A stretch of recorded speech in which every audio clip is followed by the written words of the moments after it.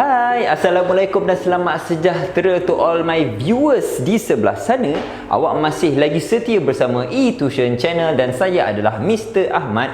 Matematik, tutor matematik awak terlepas tutor matematik awak untuk silibus KSSM tingkatan 4. Okey, so kelas ini adalah video, kita masih lagi di topik yang sama, video Chapter 9, kebarangkalian peristiwa bergabung part 2. Maksudnya sebelum ini ada video yang part pertama, so ini adalah video yang part kedua. So siapa yang terlepas kepada part kedua tu boleh refer kepada video yang part pertama, di mana part pertama saya lebih terangkan kepada cara-cara nak cari kebarangkalian. Dia macam the basic understanding berkenaan dengan kebarangkalian bergabung. Okey, so tak apa, yang lepas sudah lepas. So apa yang kita nak buat pada video kali ini adalah saya nak masuk kepada our new subtopic. It's quite an interesting topic, which is saya nak masuk kepada peristiwa bersandar dan juga peristiwa tak bersandar. Sangat-sangat mudah. Dan dalam topik ini pun kita ada satu formula je, and macam biasa kalau awak belajar dengan Mr. Ahmad, kita akan ada explanation theory di sebelah kiri awak, dan kita akan buat sedikit simple example on your right side. Okay, so tanpa buang masa, jom saya terangkan dan saya akan explain basic ataupun pemahaman berkenaan dengan peristiwa bersandar dan tak bersandar. Okey, jom. Okey, so kelas kita ada dua. Satu adalah peristiwa bersandar. Bersandar pula tiba-tiba kan. Okey, dia bersandar dan juga tidak bersandar. Apa beza antara bersandar dan juga tak bersandar ni? Okey, so peristiwa ni bersandar adalah apabila awak, sebab kita bermain dengan peristiwa bergabung, betul? Okey, awak mesti ada dua peristiwa, dan peristiwa tak bersandar ini adalah peristiwa bersandar ini dia berkait rapat antara satu sama lain. So maksudnya kalau peristiwa A contoh dia berubah, dia akan kacau juga peristiwa B punya kebarangkalian. So I give you an example. Dekat depan ni kalau awak lihat, kita ada peristiwa di mana Cikgu Lee memilih seorang ketua tingkatan dan seorang penolong ketua tingkatan daripada 25 orang murid dalam kelas itu sendiri. Okey, so kenapa saya cakap dia akan kacau antara dua peristiwa? Sekarang kita ada peristiwa pertama, di mana peristiwa pertama kita adalah ketua darjah, dan lagi satu kita nak pilih untuk penolong ketua darjah, betul? So apabila saya dah pilih seorang ketua darjah, mestilah kebarangkalian ataupun ruang sampel dalam kelas itu 25 orang itu telah berkurang, betul? Dia akan jadi 24 sebab salah seorang telah keluar untuk jadi ketua darjah, dan lagi satu ini akan dipilih untuk jadi penolong ketua darjah. So maksudnya ruang sampel dia akan berubah. Itu sebab dia bersandar antara satu sama lain. So itulah contohnya. Dan kedua pula kita ada peristiwa tak bersandar. Okey, peristiwa tak bersandar ini maksudnya kalau kita ada dua peristiwa A dan B, awak kacaulah macam mana pun, ruang sampel dia tidak akan berubah. That's a very simple example. So contohnya macam di depan, peristiwa Kamil menjaringkan satu gol sahaja dalam dua perlawanan bola sepak. Okey, so maksudnya kita ada contohnya lah. Kalau example dia boleh score 10, lebih power daripada Cristiano Ronaldo. Dia boleh score 10 dalam satu match. Dia memang power. So dia tak akan kacau on the second match punya, betul? So tak ada. Sama juga macam kalau awak score on the first match untuk perlawanan yang pertama kan, takkan tiba-tiba perlawanan kedua pun awak dapat skor untuk sama macam kita panggil apa, match yang pertama. So okey, senang cerita dia adalah tidak bersandar antara satu sama lain sebab dua match ataupun dua perlawanan ini tidak boleh digabungkan. Dia tidak bersandar antara satu sama lain. So maksudnya ruang sampel dia juga tidak akan berubah. So saya nak fokus lebih kepada peristiwa tak bersandar ni. Okey, peristiwa tak bersandar ini dia ada formula. Formula dia awak pernah belajar pasal set, kita pernah guna interception ataupun kita guna persilangan, betul? Saya bagi awak satu contoh. Kalau awak ada formula dan awak perlu cari kebarangkalian peristiwa A dan B. Kalau ada perkataan tengah-tengah di dan ini, ada dan maksudnya dia adalah peristiwa tak bersandar, dan kita akan menggunakan operasi darab. Kita perlu cari kebarangkalian untuk peristiwa A, darabkan dengan peristiwa kebarangkalian peristiwa B. Simple as that. Kalau awak ada dua peristiwa. Kalau awak ada tiga peristiwa, macam mana? sama sahaja awak darabkan A, B dan juga C. Okey, kalau awak ada 5, awak darabkan dengan 5 sekali. So simple as that. So itu adalah teori berkenaan, teori ringkas berkenaan dengan peristiwa tak bersandar dan juga peristiwa bersandar. So if let's say you understand on the theory, apa kata kita pergi to our example. Okay, so let's go. So kelas. So soalan berbunyi seperti biasa saya bacakan. Siti, Sheila dan Suzy menduduki ujian piano pada masa yang sama. Diorang tiga-tiga ni dia pergi kelas piano dan dia perlu ambil exam sekali. So soalan dia, adakah dia bersandar atau tidak bersandar? Siapa kata dia bersandar tu, maksudnya diorang ni adalah satu badan yang sama. So tak boleh So dia adalah 3 badan yang berbeza, sebab 3 kawan yang berbeza. So maksudnya dia tidak bersandar antara satu sama lain. Okay, so kita pergi kepada soalan. Kebarangkalian Siti, Sheila dan Suzy lulus dalam ujian itu masing-masing ialah, kebarangkalian ini yang sangat penting, saya highlight color biru.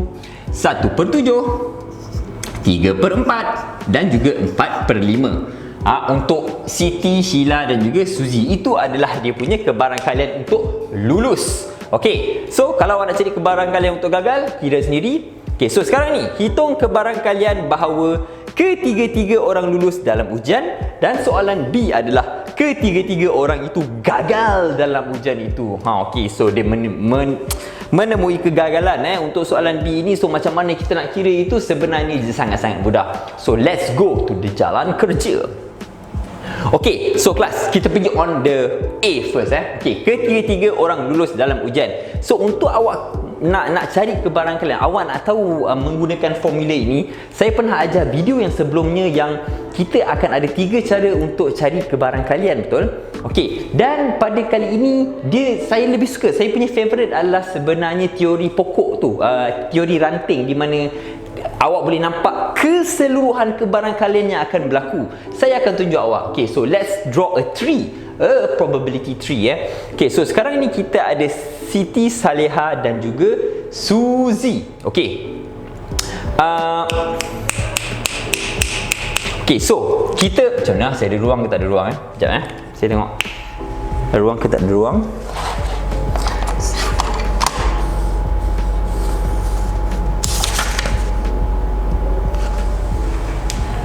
Sebab kita mempunyai 3 kawan. Kantoi tengok buku kan. Okey, so kita ada 3 kawan, Siti, Saleha dan juga Suzy. So kita tulis Siti. Alamak, takut tak ada ruang saya buat kat bawah Saya harap nampak. Okey, nampak. Okey. Kita ada Siti, kita ada Sheila dan kita ada Suzy. Okey, so ketiga-tiga orang ini boleh jadi lulus gagal. Saya buat kecil lulus gagal, lulus gagal. L untuk lulus, G untuk gagal. Lulus gagal, lulus gagal, lulus gagal, lulus gagal. Okey. Kalau awak lihat masing-masing, awak tengok dia jadi 2, dia jadi 4, dia jadi 8. So kalau awak dah nampak, kalau teori untuk kebarangkalian menggunakan cara ranting dan juga pokok, dia akan jadi macam tu. Dia akan makin lama, nombor dia makin banyak. Okey, so kita pergi satu persatu. First, apabila ketiga-tiga orang lulus dalam ujian. Okey, so sorry, nasib tak jatuh. Okey, ini adalah kebarangkalian untuk lulus. So apa yang perlu buat adalah, kalau ketiga-tiganya lulus, maksudnya kita mula kita start daripada kiri. Okey, mula maksudnya Siti gagal. Gagal pula. Siti akan lulus, Sheila akan lulus dan juga Suzy akan lulus. So kebarangkalian awak nak dapat Siti lulus adalah 1/7, Sheila lulus 3/4 dan juga Suzy lulus adalah 4/5. Okey, Buat semuanya sekali supaya awak boleh nampak sebagai macam pokok sekejap, silap. Ini dekat bawah. Bawah sikit macam ni.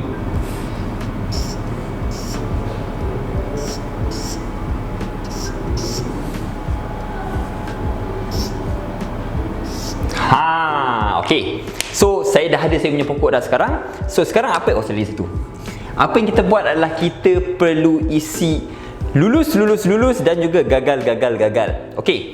So, untuk lulus kita buat soalan A dulu Soalan A, apabila Siti lulus, Sheila lulus, Suzy lulus. So, apa perlu buat adalah kebarangkalian ini kan diberi di dalam soalan 1/7, 3/4, 4/5. Apa yang perlu buat adalah awak darabkan semua. So, jadikan dia sebagai peristiwa P, A, B, C. Maka awak akan dapat A adalah kebarangkalian untuk Siti lulus, darabkan dengan kebarangkalian untuk Sheila lulus, darabkan dengan kebarangkalian Suzy akan lulus. Dan awak masukkan semua 1/7 darab 3/4 darab 4/5. Okey, boleh? So it's quite easy class. Next, apa yang perlu buat adalah ambil kalkulator, tekan kalkulator. 1/7 darab 3/4 darab 4/5. Dan awak akan dapat 3/35. So this is my final answer. So apabila ketiga-tiga kawan ini lulus, kebarangkalian yang akan dapat adalah 3/35. Saya pun tak pasti, saya cek jawapan jap. Iya betul. Okey, cantik. So next adalah kita pergi kepada di mana kebarangkalian itu semuanya akan gagal. Ketiga-tiga orang itu gagal dalam ujian itu Maksudnya tiga-tiga ni diorang pergi kelas piano sama-sama, tapi mak bapak hantar sampai kat pintu studio piano tu. Dia tunggu kawan-kawan dekat bawah 3 orang kan. Lepas tu diorang fly perangai. Okey, so sekarang ni kita buat soalan B. Jangan jadi orang B Okey, B ni ketiga-tiga orang itu gagal dalam ujian itu. So apa perlu buat adalah kita hanya kira yang gagal saja. So sekarang ni kita start daripada Siti Siti 1/7 adalah apabila dia berjaya. So kalau dia nak gagal, jadi apa? Sebab gagal dengan lulus adalah dua kebarangkalian. Apabila 1/7 ini adalah lulus, maksudnya 6/7 dia akan gagal. So kalau awak campurkan 1/7 dan 6/7, dia akan dapat 1. Okey. So 6/7 kita dah kenal pasti. Sekarang ini kita pergi kepada apabila Sheila pula gagal. Apabila Sheila gagal, 3/4 adalah dia akan lulus. Maksudnya 1/4 Sheila akan gagal. Yang ketiga adalah 4/5 akan lulus. Tetapi untuk gagal adalah 1/5. Okey. So, awak dah dapat 6/7, 1/4, 1/5 ini adalah sebenarnya kebarangkalian untuk kawan-kawan dia gagal. So, maksudnya sebab dia adalah peristiwa tidak bergabung, kita kena darabkan semua pecahan ini. So, kita pergi. So, kita ambil P, A apostrofi sebab itu gagal B apostrofi intercept C apostrofi, kebarangkalian P A apostrofi darab P B apostrofi dan darab P C apostrofi. Apostrofi itu maksudnya adalah kebarangkalian yang gagal. Without apostrofi adalah kebarangkalian yang dia akan lulus. Okey, tak apa. Kita pergi kepada pengiraan. P A apostrofi kita adalah 6/7. Darabkan dengan 1/4. Darabkan dengan 1/5. Tekan dalam kalkulator, awak akan dapat 6/7 darab 1/4. Allahu Akbar, silap. Apa benda ni? 1/4 darab 1/, kalkulator saya barai dapat 3/70. Maksudnya 3/70 gabungan ini kebarangkalian kawan-kawannya ketiga-tiga orang itu akan gagal. So this is my final answer. Okay, so